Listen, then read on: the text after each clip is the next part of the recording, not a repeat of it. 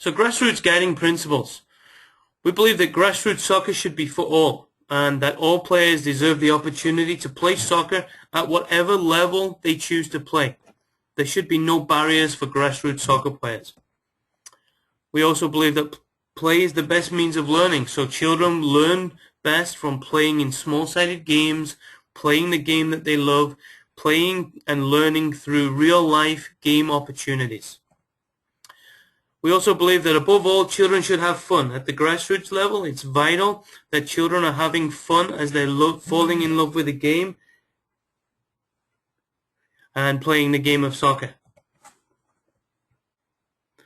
We also believe that children are not miniature adults, so we should look to treat the children differently to how we treat adults, playing small-sided games, allowing them to fall in love with the game. And we also believe that youth prefer to be stimulated instead of instructed. So children should be put into small-sided game situations where they can play the game rather than have the coach standing on the sideline and instructing every move. We do have some good news that Bobby Lennox has now joined us, and Bobby will be taking over.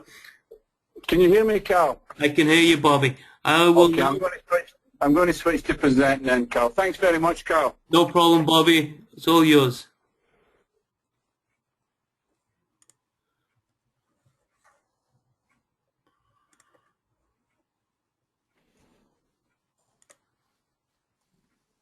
Let me just get to where we were there. Right here, right, Carl? There you go. I believe you got to the bottom of that. We did. Okay, good, Carl. Thanks very much for filling in with me. I don't know what the technology problem was, but we solved it. I don't know how I solved it, but I solved it. It's all fixed. That's amazing. Yeah. So moving on.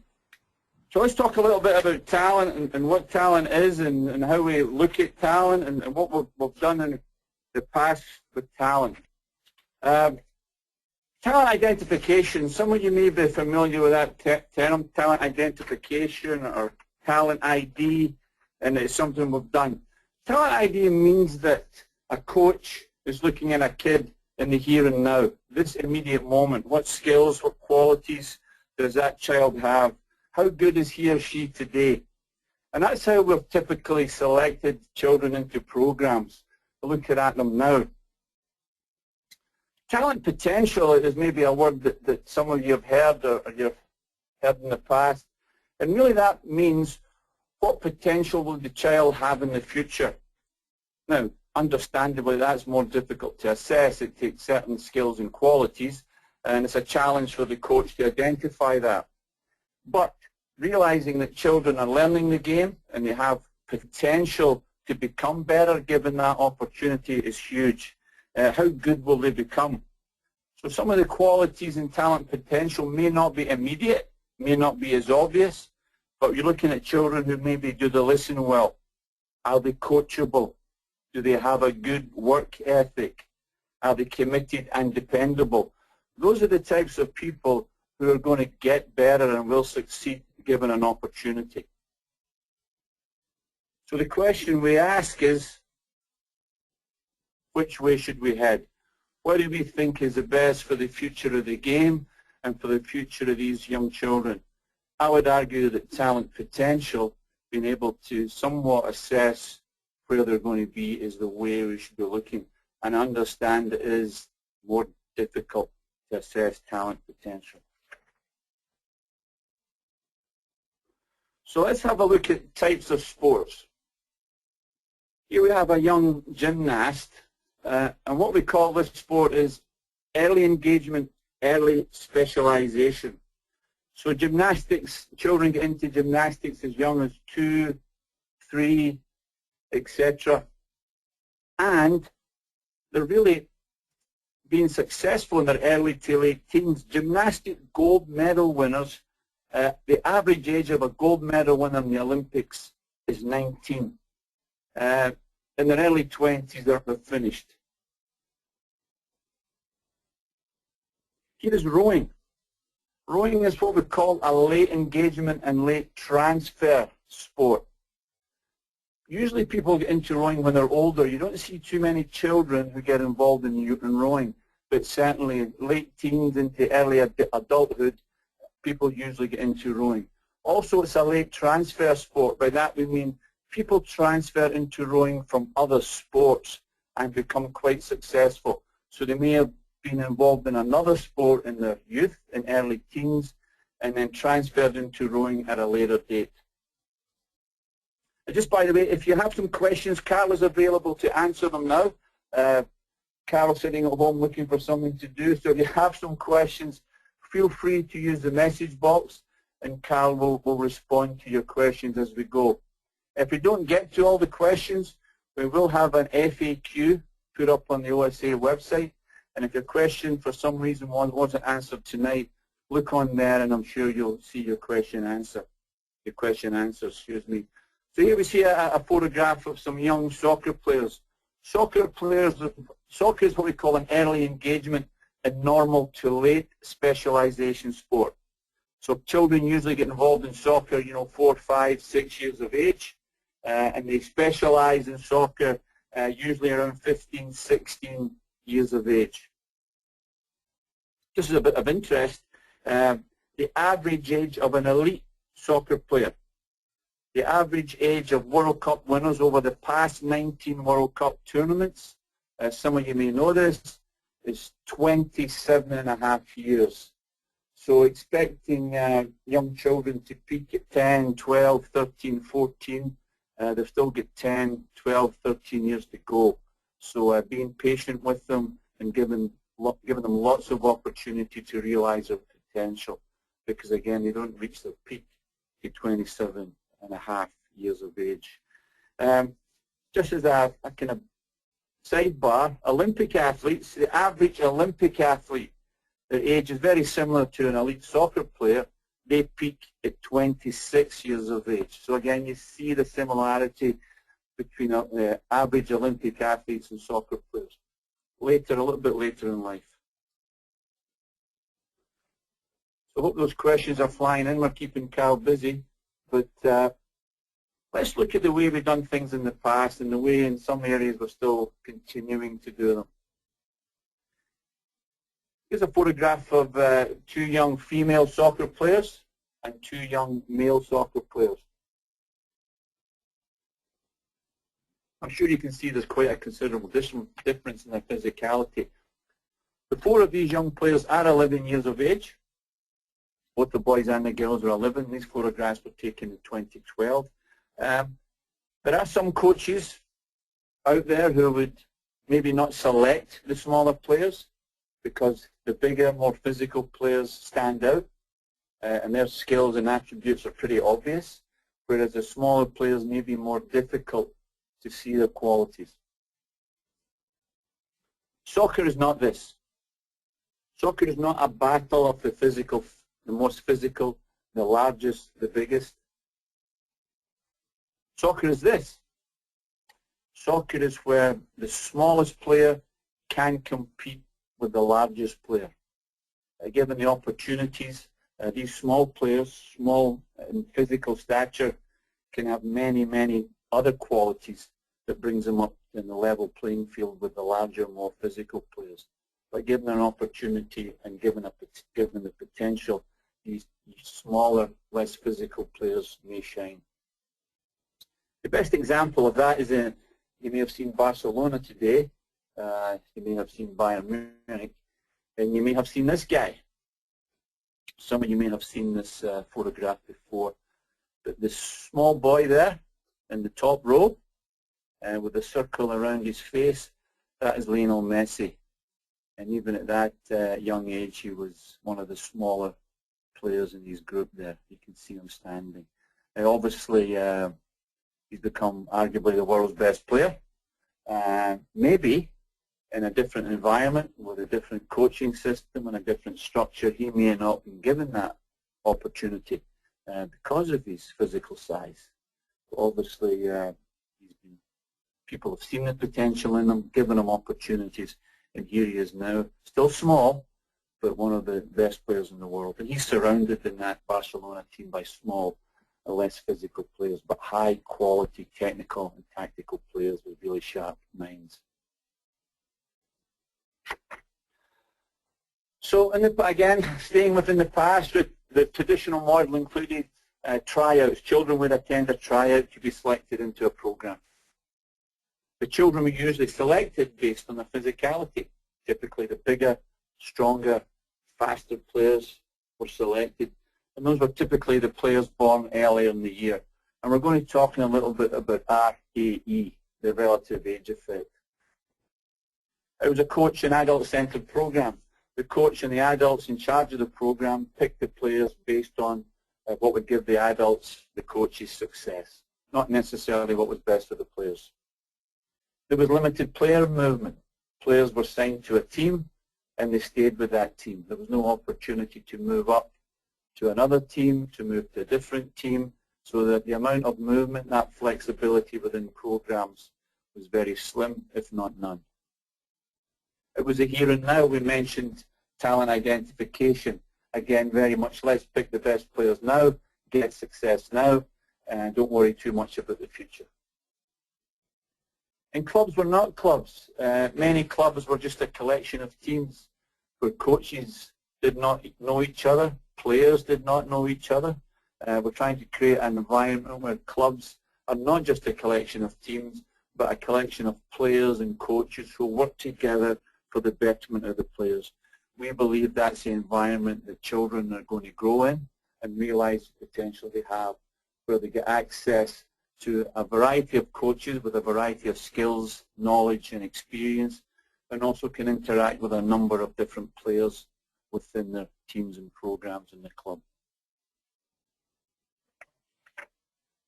I mentioned there the relative age effect, or RAE, and I'm sure many of you are familiar with that phenomenon. From Paula Jardine at the University of Bath in England, she came up with this statement. The relative age effect, or as it is sometimes called the age bias effect, is when elite youth squads tend to be filled by players born in the early part of the selection year. Our selection year in Ontario and in Canada, as is in most other parts of the world, is January to December. That is the selection year. Any children born from January 1st until December 31st of that same year would make up an age group squad. So just continuing with that, here's a calendar, 12-month calendar from January to December, and obviously we have babies who are born in January. We have babies who are born in December. Now that's an 11-month bonus or advantage for the child who's born in January. So they have an 11-month advantage over the child who's born in December. So the opportunity for that child to be selected obviously are way greater than the child who was born in December. They have 11 months, and when you're 6, 7, 8, 9 years of age, that 11 months is a huge advantage. You'll be physically stronger, you'll be larger, cognitively you'll be more developed, psychologically you'll be more developed, and your social emotional skills will be greater than the child who was born in December or later in the year. So unfortunately, the chance of this child born in December is certainly a lot less than the child who was born in January. Just continuing with that theme, going into a little model here that again might help understand how that affects players. So here we have the A team, the typical A team in any club. All the best players gather, all the best players are selected by the coach in charge of the A team. Now the coach in charge of the A team may be a guy like this. Very experienced, very knowledgeable, very qualified. The B team, we have this guy in charge. Not as knowledgeable, not as qualified, not as experienced. So this group are typically born in the first quartile of the year. And as mentioned earlier, they have 11 months advantage. They probably entered the sport earlier, with bigger, faster, stronger, better cognitive, social, and psychological skills. The children in the B team, the B group, born later in the year, they have an 11 months disadvantage. They probably entered the sport later, smaller, slower, weaker, less cognitive, social, and psychological skills. This coach up here in charge of the A team, more knowledge, probably good qualifications, more experienced, potentially an ex-player, maybe an educator, and very resourceful, has access to lots of good resources. This poor coach down here looking after the B team has maybe got less knowledge, not qualified or less qualified, less experience, may never have played. Maybe a mum or dad volunteer. Lots of respect for mum and dad volunteers. Without them we would really not have many opportunities for the children. And maybe limited resources. This group here will have better practice, better information from the more knowledgeable and qualified coach, maybe more practice, better competition, better facilities to practice in and play in. The B team group, maybe poor practice, maybe poor or no information given from the coach, less practice or maybe no practice, less competition, poorer competition, and playing and training in a poorer facility. So there's a gap here. This gap is only going to increase as both of these groups move forward in their development. The A group at the top of the slide are going to take off and get better and better. The chances of the B team at the bottom of the page catching up with them are very, very slim. So that gap typically only gets wider and wider. And these poor kids, typically born later in the year, have very little chance of being accepted into that A team of the top group of players in that particular age group in the club. What we want to do is try and bridge that gap, fill that gap between the children born in the first part of the year, the children born in the back end of the year, the very knowledgeable qualified coach, and the less knowledgeable and less experienced coach. How are we going to do that? I'm going to get to that. Just building on the relative age effect, just for a couple of slides, just to give you some more background on that. Here you see a slide here. The blue column is the top tier in minor hockey. This was in Edmonton. You're very familiar, I'm sure, of how they group hockey players. The purple color, the middle band, is the middle tier players, and the yellow band on the graph would be the bottom tier of players. At the bottom of the slide you'll see when they were born. So January to March, April to June, July to September, or October to December.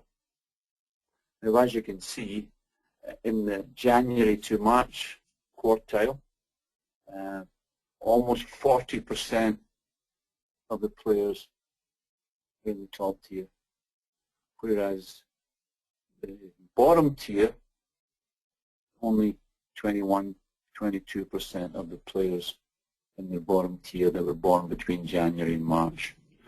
Whereas at the other end of the scale, about 12%, 13% of the top tier born in October to December.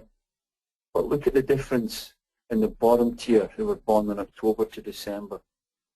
26, 27%. So an obvious disparity based on when these children were born. If you're born between January and March, your opportunity of playing in that top tier is obviously way greater than if you were born in October to December.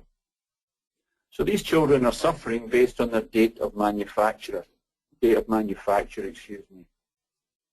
Another example, the pink bars behind the blue, the pink are the months children were born. So as you can see, from January through to December, children were born pretty average, you know, in between 300, 350.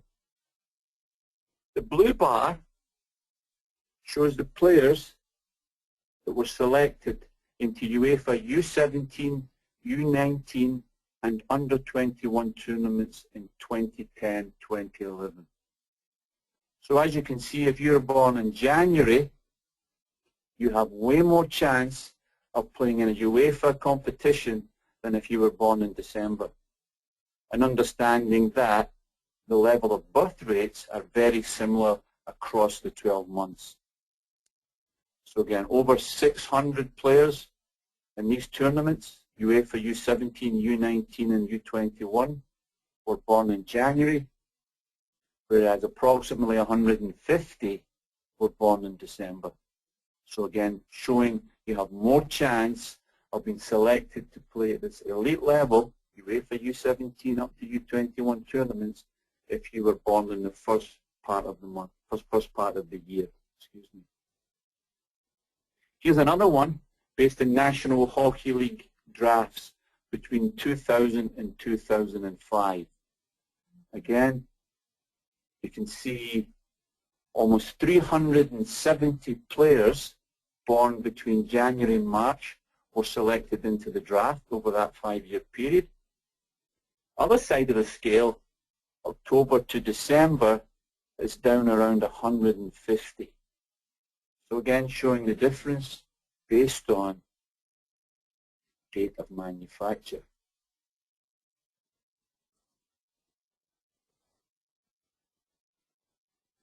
So how are we going to deal with this? How are we going to fix this problem? We want to keep more children in the game. We've spoke about talent potential. We spoke about talent identification. We've shared some ideas that maybe talent potential is the way to go. We've spoke about relative age effect phenomena and how children born in the early part of the year are usually selected into programs, elite programs, ahead of children born in the back end of the year. So how can we get more of these children born in the back end of the year to be selected into programs, to stay in programs, to continue to play soccer? So I'm hoping this little model will help understand where we're going to head. So at the bottom of this diagram you see 4 to 5 years of age, and at the top of the diagram 12 years of age. That shape typically shows what happens. So here we see children enter soccer at different places along the pathway. Some enter at 4, some at 5, some at 6, 7, 8, etc. all the way up. We, coaches, adults, start deselecting kids. And I use the word deselect because we actually deselect more than we select.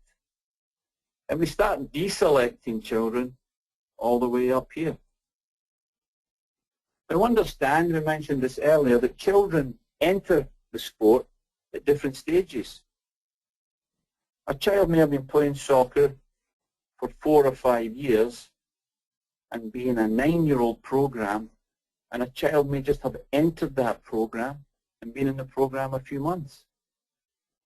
So trying to decide which child has the most potential is probably going to be difficult. But deciding which child, using the talent identification process, which child is going to give me success here and now is probably a lot easier. The child who's been involved in the game longer is going to have more skills, maybe more physical. So what we want to do,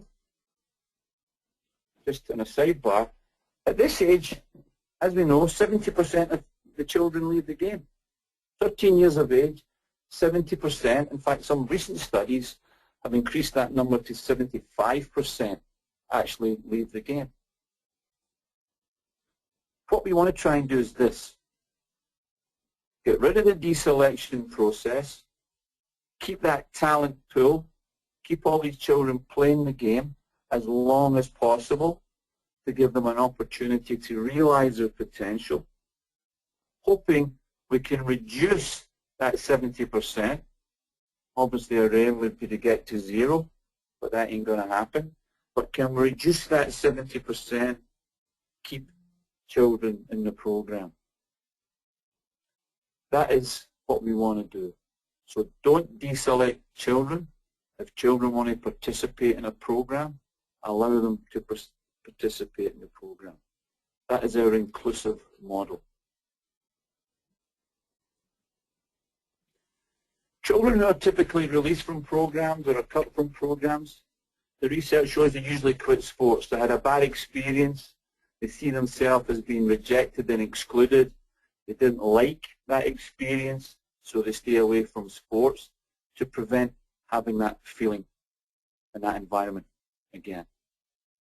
Usually hurts the children that need sport, children who are late entries into sport, children who may not have the physicality, may not have the body shape. These are the children that need sport, and we're telling them they can't participate. Promotes elitism. Programs are only for the best, for the elite player. The elite players at 8, 9, and 10, using the talent identification model. Children who quit sport, there's a higher risk of violence, becoming delinquent. It turns children off exercise. Again, they have a bad experience with sport, they don't participate in sport, and the health impacts with that. Obviously, obesity is on the rise.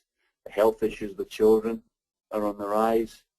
We want to make sure we keep children involved in exercise and involved in sport. Reduces the talent pool. For cutting children is, in some programs, as young as 7, 8, 9 years of age, 10 years of age, without realizing that these children may be future national team players. And we're making a decision based on the qualities and attributes they have here and now, without realizing they have potential. Maybe further down the path, they would realize that potential and be very good athletes. So the future, what do we want to do in the future? Open rosters and game day rosters. That's some terminology you may have heard before, but you may not be familiar with it. What we want to do is have free player movement between game day rosters. But what I say, went through a process where actually had some rule changes made to allow this to happen. And that was not an easy process. Getting rules changed is quite a challenge. The previous model, the previous rule, children were signed to a team and could not move from that team. They were signed for that team for the season.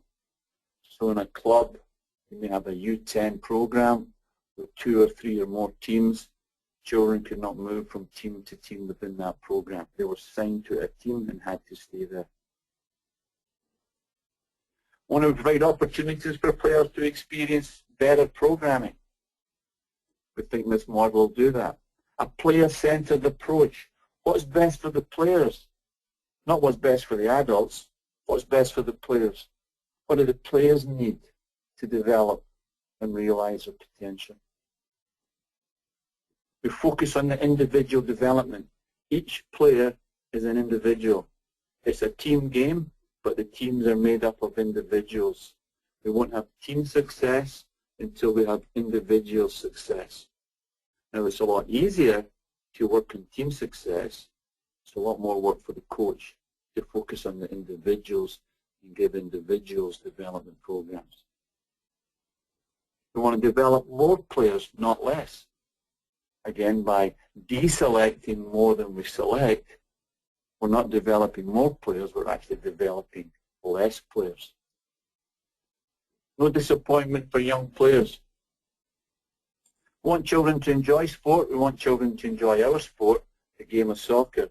And by being told by an adult, I'm sorry, you're not good enough, very disappointing for young players who really haven't been given an opportunity. We want to promote a healthy and active lifestyle for obvious reasons. I mentioned previously obesity, lack of activity, more and more children are screen bound, spending 4, 5, 6 hours every day behind a screen, be it a mobile phone, be it a laptop, be it an iPad, be it some type of video game. We want children to be active and be physical. So promoting that healthy, active lifestyle by keeping them involved in sport. So just some details on what an open roster is. All age group players train together, so there's no individual teams. The old model, a team went with a coach and off they went behind a school, and the coach ran his training session with 10, 12 players, whatever, then off they went. We are seeing all players in that age group train together. All players in that development program at that club train together. The coaches work together. Again, an opportunity for coaches to learn from each other, share experiences, work with different players, and different players get different experience from different coaching styles and different coaches' experiences. Players get exposure to the top age group coach. Using our player development model, and that's a different webinar, and by all means get involved in that one. By using our player development model, the OSA's player development model, players get exposure to the top age group coach. So the most qualified, knowledgeable, experienced coach would run the practice for all of those players in that age group. So the players get exposure to the top coach, learn from the top coach. There's no identification of an 18 player. All the groups within the club are united. So all those age groups within a club are united. There's no A, B, or C. There's no blue, yellow, and green. It's just a group of players who train and play together. Coaches work with all the players. Players get to train and play with different players, as I mentioned previously, and the social, emotional, and psychological benefits of that are huge. It benefits all the players, all the coaches in the clubs. All the coaches now are working together. The actual team becomes part of the club. All the players in that age group know each other, and the coaches are now have a network of knowledge and understanding. They can work together. Develops more players. No one's being released. No one's being cut. Everyone's having an opportunity to realize their potential. So the future. This is how we see, how we would like to see open rosters working. So for example, again, this is just an example of how it could work. We have 105 U10 players in a club's recreation program. The old term was house league. The club would advertise a development program to those 105 players and their families, saying, come along, we're having a development program. It would be advertised to everyone. Players and parents would be invited to an information session where the development program requirements are explained. The coaches would be there and explain the development program to the players and families of these 105 players. Following that, the players who wish to be involved, we'll use an example here of 36 players, those players who choose to be involved in that development program, understanding there are different commitments. There's going to be time commitments. There's going to be added financial commitments. There's going to be added travel commitments. And obviously the attitude in the development program would be slightly different than the attitude in a recreational program. That's all explained to the families, and these 36 players have chosen to get involved in this program. As mentioned previously, there'd be a group practice using the OSA player development model. A little diagram shows a series of stations where these 36 U10 female players would practice together with those age group coaches looking after the U10 program. These 36 players would then make up 3 game day rosters. So there would be, if my math is right, 12 players in each of those game day rosters. Now, if 1 or 2 players are missing, you balance it off. Maybe have 11 in one, 10 in another, 12 on another, no problem. So that's the model that we see working. Obviously the numbers would vary from club to club, from program to program, but we'll use these numbers just as an example of how it could work. The key is advertising the development program to all, explaining the differences between the program and the difference in commitment between the two programs, and let the families decide. Because really all the family are deciding is we want better coaching from more qualified coaches and a better environment with probably better facilities with better competition come game day. Because with the removal of promotion and relegation, the removal of tournaments and trophies, all the players are doing is playing competitive games at a higher level and being coached by typically more qualified, knowledgeable coaches. And why would you refuse a child that opportunity? So here's a three game day rosters, just to continue with that model. From a 36-player pool, U10 girls. And here's just some examples of how you could make up your game day rosters in any given week. So this example shows week 1, players numbered 1 to 12 would be one game day roster. Players numbered 13 to 24 would be another game day roster. And players numbered 25 to 36 would be another game day roster on week 1. Week 2 would mix it up a little bit. 1 to 10 and number 35 and 36 would make it up one game day roster. The second game day roster numbers 11 to 22, and the third game day roster is number 23 to 24. So on and so on. So that's some examples. Now the question was asked, well, what are the players' positions? How would that work, the players' positions? We strongly believe that players should play all positions. So players' positions would not be an issue. Maybe with the exception of a goalkeeper in some situations, in some circumstances, but generally we want players to play all positions at these grassroots development stages. This is a U10 program. These children are 9 and 10, so these young girls should be playing all positions.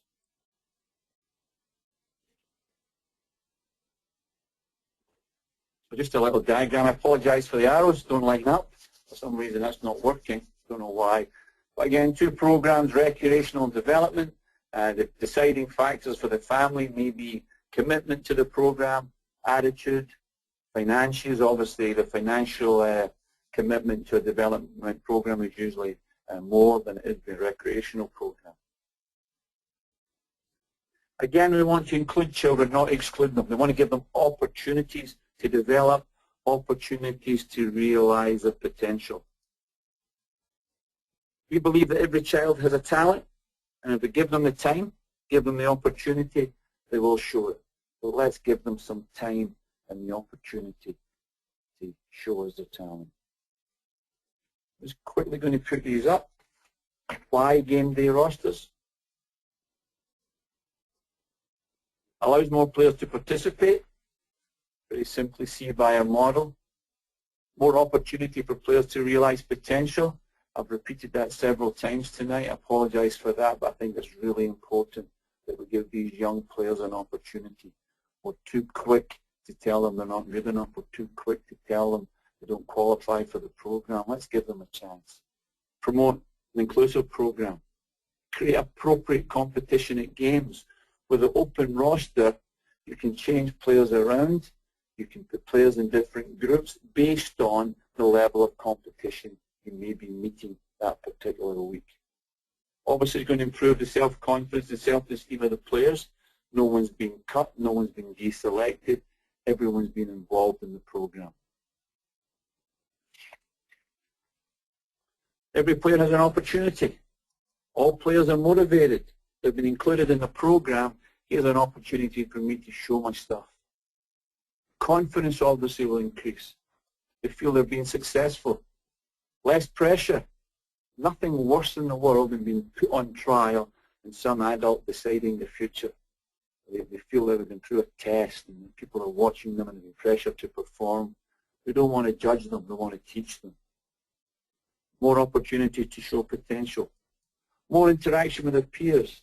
Again, social emotional skills, psychological skills are really important in the development of a player and really important in the development of human beings. So we want these children to have more peer interaction. More friends goes along with that. And again, a player-centered approach. What's best for the players, not what's easiest or best for the adults. There's also benefits for the coaches. They work together with larger groups of players to develop. Coaches learn from players. The players challenge them with a variety of attributes and skills and qualities. More peer interaction with coaches. We're building a larger knowledge base as we learn from each other. More freedom for coaches to work with different players in different programs, working with different teams from week to week. Less pressure from adults, from the parents. No one's been cut. We all know how that feels as a coach, having to tell a child they're cut or having to release you when you get the phone call from the parent. Less pressure from club head coaches, technical directors or board of directors. They can come down on you if you're making the wrong selections, making the wrong choices in players. Less stress when designing a practice using the OSA player development model. You're working with a group of coaches who can be assigned various activities or small-sided games within the practice to deliver. Players will stay in the programs if you engage them. So having the players have a good experience, a good opportunity, engage the players will stay. And obviously it's a fun environment. So what is grassroots soccer? We believe it's an opportunity for all. Individual-based, individual player-based programming, not team-based. We're looking at individuals before we look at the team, individual development programs. Access for all. We want everyone to have access to the programming. Open rosters. Is it coach and adult-centered? Hopefully not. Again, getting back to individual-based, player-centered approach. Carl showed you this number right at the front. We're going to repeat that. 99% of our children involved in the game will not become professional players. We have to keep them in the game. If our idea as coaches is we only want to work with the best, we only want to work with the players, we're going to become professional, we're going to become national team players, we're going to go into college, university scholarships, etc., etc. Very little chance of that happening. We want it to happen. We want our players to do that. We want our players to experience that. But again, very little opportunity there. We want to engage all the players and provide opportunities for everyone. So just in summary, we want more players playing the game. More players playing and practicing at the level they want to compete in. More opportunities for our players and our coaches. Greater chance of players being able to realize their potential, giving them as much opportunity for as long as possible to realize their potential. Now, I just want people to understand that there is going to be a time we're going to have to select players into programs, but I would argue at 8, 9 and 10 is too young. In the grassroots area, up to 12 years of age, let's keep as many players in our development programs as possible to give them as much opportunity as possible. We'll have better player retention in the sport. We're not deselecting all those players. So hopefully that 70% of children who leave the game at 13 years of age will decrease. And obviously the health benefits of children being involved in sport and all the good things that go along with that. So I want to thank you very much for participating tonight and listening to me. Hopefully you got something from the webinar. Hopefully you get an opportunity to ask some questions and Carl got an opportunity to answer them. There is a short survey at the end. I would ask you to stay online for a couple of more minutes. It only is, I think, 5 or 6 short questions. If you could take a few minutes just to answer those questions, it would help us improve our programming and give you the webinars that you want in the future. I just leave you with the schedule for a few minutes as I say goodbye. Thank you very much. Hopefully you can join us on other webinars during 2015. I encourage you to sign up early and register the day off nice and early so you can get access to the programs and not be disappointed. Again, apologies for earlier in the evening. I had problems logging in, technical problems. My IT skills are not the best, but I was able to get in and work my way through it. So I apologize for that delay. Hopefully it didn't ruin the evening too much. Thank you very much. If anyone has any questions, please feel free to drop myself or Carol an email, and we'll be glad to answer you and provide service to you and your club. Thank you very much. Have a nice evening. Bye-bye.